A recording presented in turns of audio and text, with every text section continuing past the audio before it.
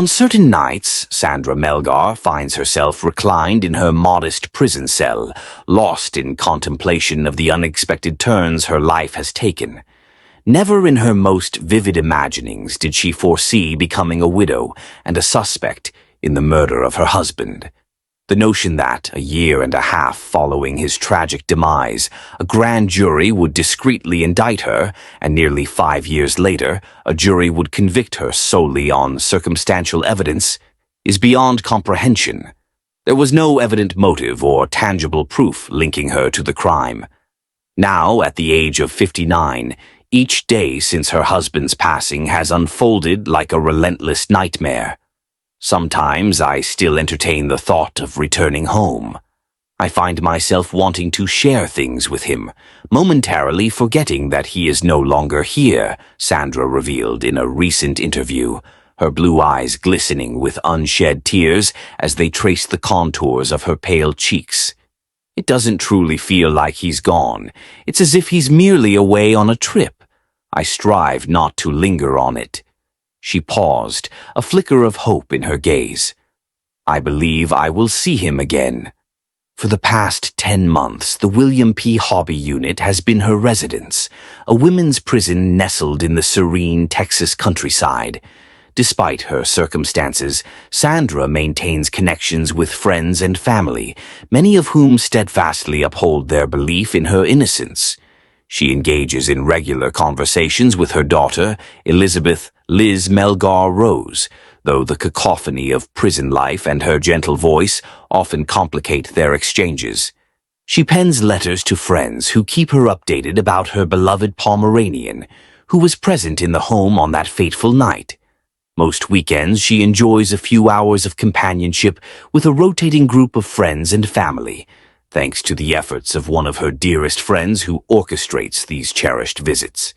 Liz emerges as the most fervent champion for her mother, embracing the role of spokesperson with unwavering passion as she articulates the profound injustice that has stripped her of both parents. I have never witnessed my mother so utterly broken and desolate. She has been unable to recover from this tragedy. She will never regain her former self. There will always be an irreplaceable void in her existence. The depth of this loss is beyond words, Liz recently expressed with heartfelt intensity.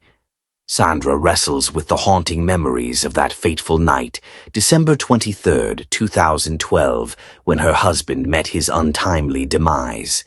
Her inability to recall the events of that evening has raised eyebrows among investigators who find her memory lapse suspicious. Yet Sandra remains resolute. She insists she is innocent of any wrongdoing.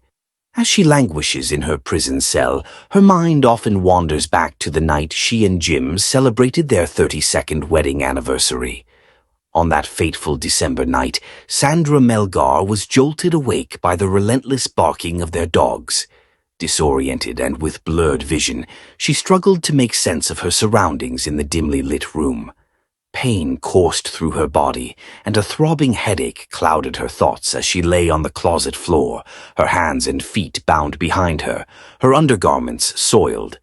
Standing at 5 feet 4 inches, Sandra attempted to stretch her legs and roll over to glimpse through a narrow gap beneath the closet door, but her bindings and 2 hip replacements severely restricted her movements. Even if she managed to free herself, a chair obstructed the door handle from the outside.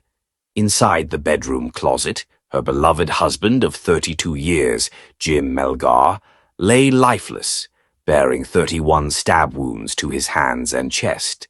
The once pristine white walls were now marred by blood, and a gray telephone cord bound his feet. A medical examiner would later confirm that all of Jim's wounds were defensive, indicating that he had fought bravely against his assailant rather than attempting to escape. A particularly savage blow had nearly severed his right thumb, likely accounting for the extensive blood spatter found in both the closet and the bedroom. The bedroom itself bore the marks of chaos, with dresser drawers left ajar and garments, books, and pill bottles scattered across the floor.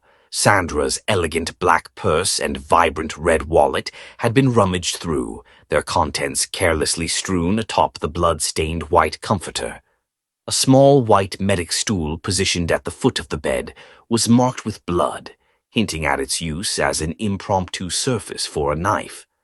Nearby, a wooden chair bore the evidence of crimson drips leading to the partially filled jacuzzi bathtub, where Sandra and Jim had joyously celebrated their 32nd wedding anniversary just the night before. The remnants of that tragic evening included a white blouse, a green towel, and a silver chef's knife with a 6-inch blade, all stained with blood. In every shadow, a haunting story unfolded. Authorities would later confirm that this knife was the instrument of murder. Just hours prior to this dreadful night, Sandra and Jim had been reveling in their enduring romance, celebrating their 32nd wedding anniversary with a delightful dinner at their cherished Mexican restaurant. Their intentions had been to extend the festivities in the jacuzzi, complete with flickering candles, cocktails, strawberries, and whipped cream. Even after more than 30 years together, Jim and Sandra's love remained profound.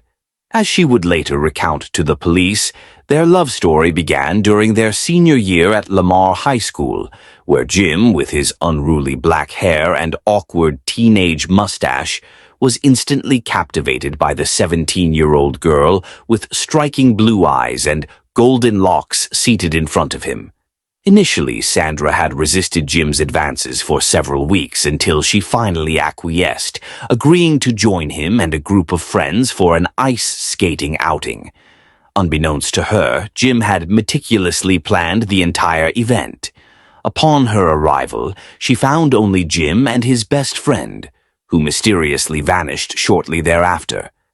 Jim's youthful charisma and his delightful knack for cheesy humor, later affectionately dubbed Jim Jokes, ultimately captured her heart.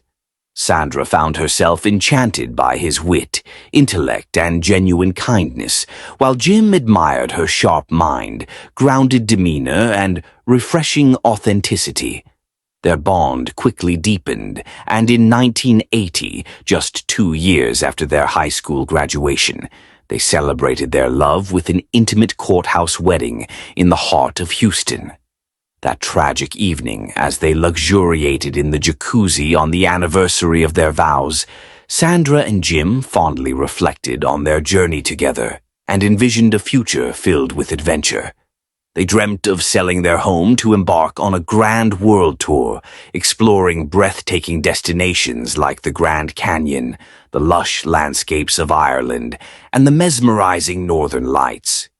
With retirement from his role as a computer programmer with the Houston Independent School District just 5 months away, Jim envisioned acquiring a beachfront haven where they could eventually settle after their travels. As they shared their dreams, they took turns pampering each other with soothing massages, culminating in a tender moment of closeness. After 2 hours of blissful relaxation in the jacuzzi, their serene evening was abruptly interrupted by the barking of their dogs. Jim, wrapping a towel around his waist and slipping into Sandra's slippers, stepped out to tend to the commotion. Unbeknownst to Sandra, this would be the last moment she would share with her beloved husband. When she awoke approximately 15 hours later, she found herself bound in her closet, her hands and feet restrained, her body aching, and her undergarments in disarray. Jim was nowhere to be seen, and the dog's frantic barking filled the silence once more. This time, however, unfamiliar voices echoed within her home, prompting her to cry out in desperation. Outside, Herman Melgar stood perplexed at his brother's door just past 4:30 in the afternoon, bewildered by the lack of response. Jim had invited Herman and his family for dinner, yet neither Jim nor Sandra answered his calls or the persistent doorbell, leaving Herman with an unsettling sense of foreboding. In the driveway, Jim's obsidian truck stood proudly, while Sandra's gleaming silver car rested within the embrace of the open garage. Herman directed his family to remain by the front door as he made his way to the backyard, casting a glance over the fence. Ever the industrious soul, Jim had draped a plastic tarp from the pergola on the back porch, a testament to his latest home improvement endeavors. Upon returning to the front yard, Herman resolved to inspect the laundry room door within the garage. If it remained secured, he contemplated their departure. To his astonishment, the door yielded to his touch, allowing him entry into the house. The interior was shrouded in dim light, cloaked in gray and stifling. All the blinds were tightly drawn. As Herman opened the front door, the dogs erupted in a cacophony of barks and frenzied movements, creating an unsettling ambiance that his daughter would later describe as disquieting. "There's just something off," she would reflect. It was at that moment they were met with muffled cries for help. Herman dashed to the rear of the house, where he found a large chair wedged against the bathroom closet door. Inside, Sandra lay on the floor, clad in a black satin nightgown, her pleas for assistance echoing in the stillness. Herman and his wife, Maria, hurried to free her from the tight bindings that restrained her limbs. Grabbing a pair of scissors from the bathroom, Herman heard Sandra repeatedly ask, "Where's Jim?" "Where's Jim?" Her arms bore bruises, including a dark mark on her left bicep. Once liberated, she rushed into the bedroom, only to find Jim's feet protruding from the closet. Checking for a pulse, it was painfully clear from his cold, pale, and unclothed form that he had passed. Sandra gently covered him with a blue jacket, while Maria guided her back to the bathroom. When the paramedics arrived, Sandra was in a state of hysteria, making it challenging for her to convey her situation to the first paramedic on the scene. The paramedic documented in her report that Sandra was engulfed in shock, alternating between tears and a disoriented sense of time, with her last memory tracing back to around 1 a.m. that very morning. She was unaware that evening had descended and nearly 15 hours had slipped away. The police meticulously recorded the bruises adorning Sandra's hands and arms, alongside a minor scratch on her left thumb, yet there was no visible blood on her. Sandra recounted to the officers that after Jim had stepped out to bring the dogs inside, she had vacated the bathtub and entered her closet to dress. "The next thing I recall is awakening at an indeterminate hour within the closet," she stated, adding that she had screamed for assistance at one point but seemed to have succumbed to sleep again, possibly due to a seizure. Sandra's health was frail, burdened by a constellation of medical issues, including lupus, an autoimmune disorder, rheumatoid arthritis, and grand mal seizures. These seizures had compelled her to resign from her position as a licensed vocational nurse, as she felt incapable of fulfilling her responsibilities effectively. In the weeks preceding Jim's tragic demise, Sandra had been experiencing auras, which she identified as forewarning of forthcoming seizures. During these episodes, she informed the police that she would often sleep for extended periods, awakening in a haze of confusion, disorientation, and considerable pain. While crime scene investigators meticulously combed through the residence, Sandra found herself in an interrogation room at the Harris County Sheriff's Office, expressing her discomfort with the chilly atmosphere. Sheriff Sergeants Sean Carrazal and James Dowsey engaged in a 3-hour interrogation, delving into the 36 hours leading up to Jim's death. Soft-spoken and nursing a headache, Sandra provided vivid details about certain events, such as removing her boots in the bedroom, changing in the bathroom, and recalling their conversation in the jacuzzi. However, her recollection faltered on other matters, and she grappled with the specifics. Initially, she indicated that Jim had been away for 15 minutes to let the dogs in before she exited the jacuzzi, only to later suggest it might have been closer to 5 minutes. When pressed about the timeline, Sandra confessed, "I have a terrible sense of time. I'm merely guessing." Carrazal probed into their future intentions, prompting Sandra to lean forward, her face buried in her hands as tears streamed down her cheeks. Carrazal suggested the possibility of her involvement in Jim's demise, but Sandra interrupted, declaring, "That's enough. I need legal representation. I won't say another word. It feels like you're trying to torment me. Dowsey urged her to consider a polygraph test, which she declined, citing her anxiety, trembling, chills, and fears of it being used against her. Her refusal appeared to irritate Dowsey, who interpreted it as an indication that she was concealing something. As the interrogation progressed, Dowsey asserted, "We will uncover every detail about you. We will investigate your husband thoroughly. We will speak to everyone in your vicinity and all your relatives." Sandra expressed her hope that this thorough inquiry would shift the focus away from her, stating, "I certainly hope so, because I am not involved." Dowsey then inquired, "How would you characterize your relationship with your husband recently?" "Our relationship is wonderful, even more so lately." As the questioning drew to a close, the detectives voiced their exasperation at Sandra's apparent memory lapses. They questioned how she could have blacked out during the horrific moment when her beloved husband was viciously attacked mere feet away in the bedroom. They pressed her on why she hadn't heard his cries for help. Carrizal implored, "I need your assistance. Please, I need your help." "I didn't hear anything," Sandra responded, her face still hidden in her hands.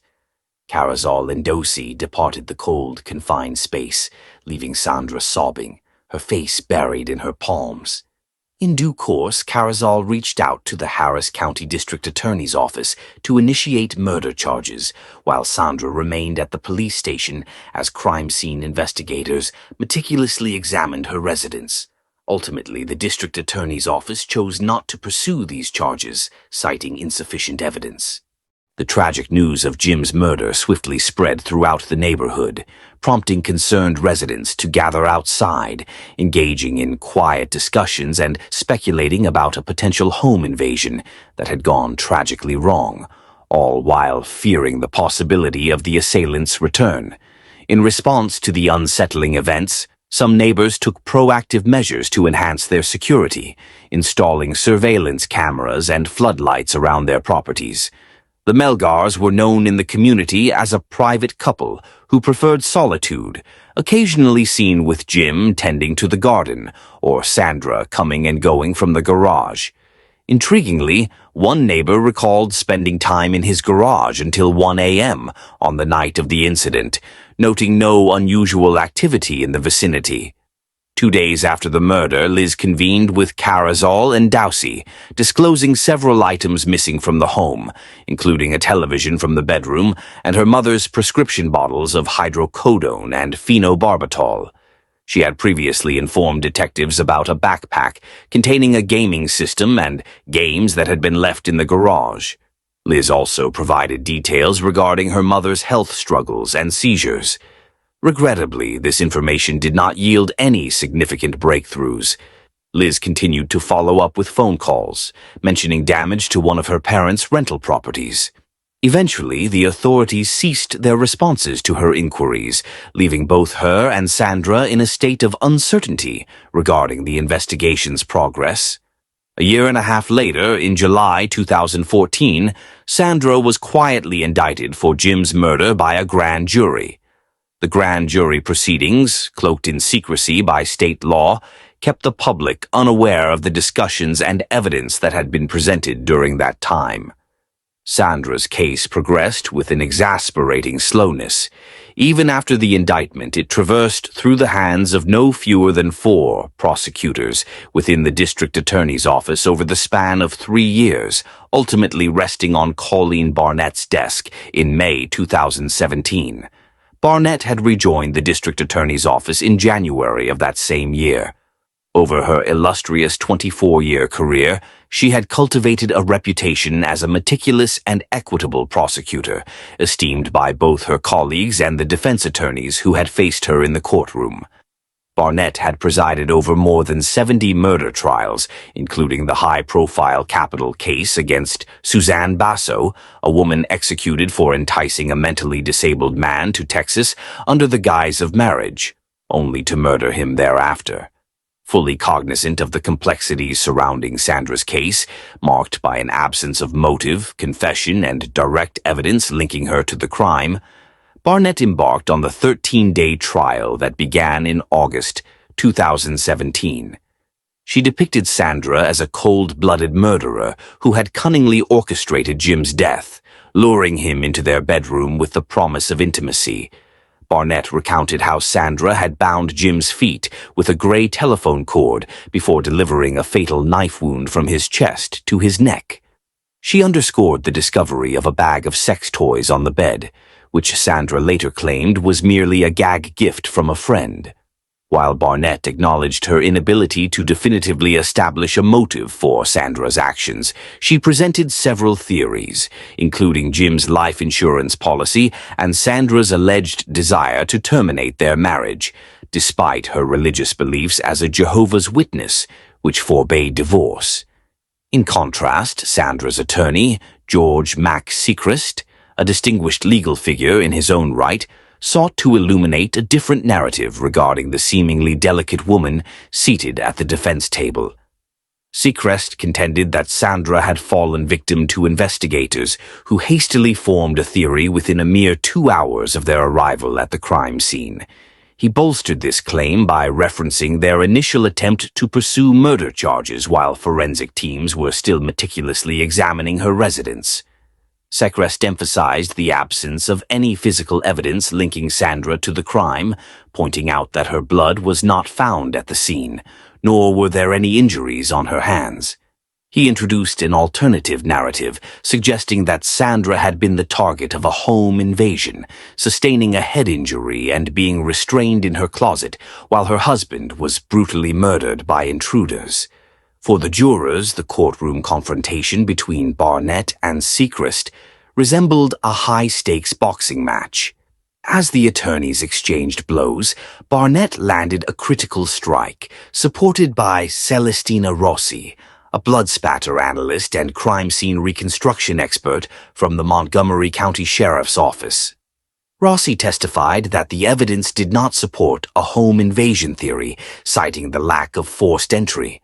The dresser drawers in the bedroom were untouched, and she highlighted a lit candle on Jim's nightstand as an indication that no struggle had occurred near the closet where Jim met his demise.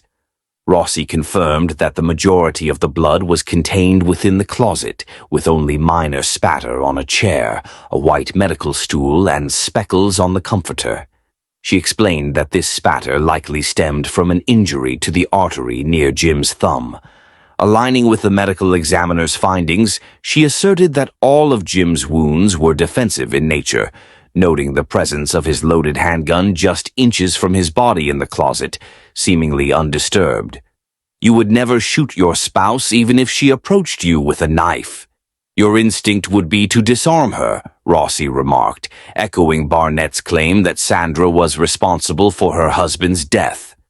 After an exhaustive 8-hour deliberation spanning several days, the jury, composed of 8 men and 4 women, rendered a verdict of guilty against Sandra for murder, imposing a sentence of 27 years in prison, significantly less than the maximum possible sentence of 99 years. "We believe that by the time she is released, she would be in her early 70s and might have the opportunity to see her grandchildren," the jury foreman later reflected, choosing to remain anonymous while speaking from his home a year post-trial. Upon hearing District Judge Kelly Johnson announce the verdict, Sandra emitted a heart-wrenching cry and nearly collapsed into her seat. The courtroom, filled with supporters who had fervently believed in her innocence, was enveloped in a profound silence of disbelief. For weeks they had offered her reassurances, perhaps to bolster their own hopes, but in an instant their world shattered. It felt as though they had spent the last 3 weeks weaving a tapestry of falsehoods around their beloved. As Sandra was led away from the courtroom, dressed in a striking red blazer and leaning on a cane, she took a moment to embrace Liz one final time. When they separated, Liz fell to the courtroom floor in despair. Much of the ire from Sandra's supporters was directed at Barnett, whom they accused of distorting Sandra's words, manipulating her faith, and fabricating an implausible narrative that culminated in her conviction. Conversely, the jury foreman asserted that Barnett's account was the most coherent, ultimately attributing the responsibility to Sandra herself. He pointed to inconsistencies in her testimony, particularly regarding the timeline of their return home and the duration Jim had spent in the jacuzzi before she retreated to her closet. He also raised doubts about the legitimacy of her seizure that night, referencing her medical records, which indicated stable seizure activity, and her subsequent visit to the neurologist, during which she failed to mention the alleged episode. A month following the verdict, Seacrest submitted a motion for a new trial, meticulously detailing in an 88-page brief how Sandra's conviction stemmed from a flawed investigation, executed by investigators who were evidently driven by preconceived notions and devoid of adequate evidence to substantiate a guilty verdict. Seacrest later argued that the prosecution's case was constructed on mere speculation and unproven theories, lacking any solid foundation, in fact. Nevertheless, Judge Johnson rejected his motion, initiating what could be a lengthy appeals process and marking Sandra's last opportunity to prove her innocence. In July, seated behind a glass partition at the visitor center, Sandra resolutely asserts her innocence. She holds on to the hope of future freedom, whether through a successful appeal or the possibility of parole, with her eligibility date set for February 2031, when she will reach the age of 71.